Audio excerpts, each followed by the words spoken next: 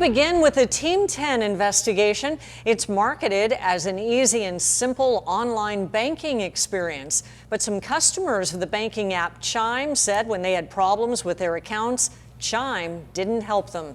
Good evening. I'm Kimberly Hunt. And I'm Steve Atkinson. Our Team 10 investigator Melissa Masiha looked into the rising popularity of this financial technology and what customers should do to protect themselves.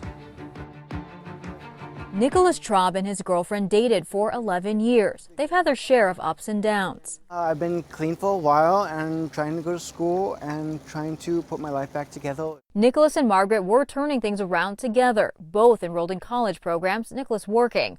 His world shattered when Margaret died of a heart condition this summer. So it's been really difficult to find myself in my life going forward.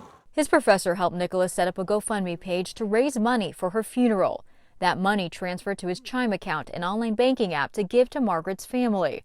Nicholas put all his money in that account. Financial aid, my Pell Grant, my money from my job, and the money I was putting towards the funeral services, the money people had given me to help support us. But in September, he said he noticed odd transactions for random amounts, something he said he didn't do.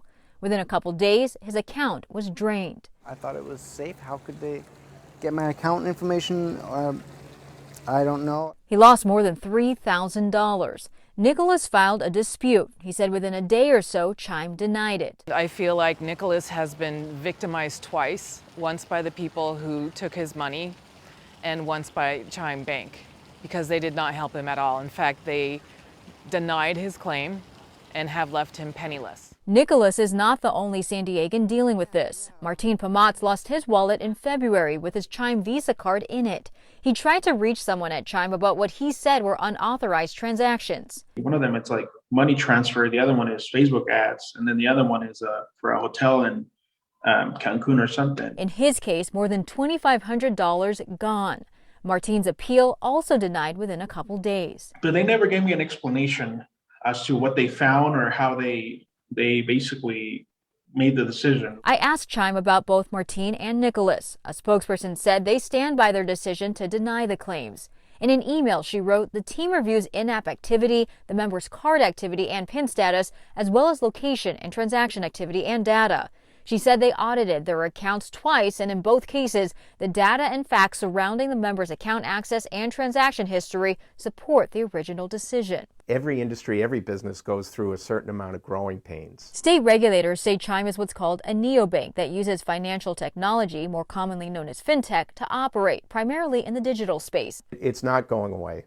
You know, it's just trying to use technology to create a better system and hopefully a better experience for the consumer. But many have not had a good experience. I logged onto the Consumer Financial Protection Bureau's database. There are more than 1,400 complaints about Chime from January 2020 to October of this year. Complaints range from fraudulent transactions, accounts closed without warning, and accounts opened without the customer's knowledge. Especially with the pandemic, a lot of people open these accounts to get deposits from either the stimulus payments or unemployment. Jeremy Golden deals with consumer law. He's had a growing number of clients who've had issues with neobanks. I think part of the reason too is because they're not as regulated as the banks are. They're kind of a new creation, and so some of the established regulations may not apply to these neobanks. While traditional banks are overseen by the FDIC and other regulators, the State Department of Financial Protection and Innovation says oversight for neobanks like Chime are less stringent. Chime is not a bank. It represents a banking partnership. But state regulators say Chime previously marketed itself as a bank. An archive search for Chime in late 2019 shows its website used to be called chimebank.com. It profiled reviews saying it was the best and a great online bank. Earlier this year, the Department of Financial Protection and Innovation filed an administrative action against Chime for its website address and the way it described its services. We required them to change their URL, and we required them to review extensively their marketing and webpage materials in order to ensure that consumers had a better sense of the fact that they are not a bank. The department recommends anyone with a problem contact them, as well as the bank that companies like Chime partner with. Chime's website now has a small disclaimer saying it's a financial technology company. For Nicholas, though, that small warning doesn't help him recoup his money. Now I have nothing. Money for him and the one he lost. Melissa Masiha, Team 10. And the issues are getting the attention of the federal government as well. Sherrod Brown of Ohio asked the Consumer Financial Protection Bureau to investigate the risks of fintech apps such as Chime.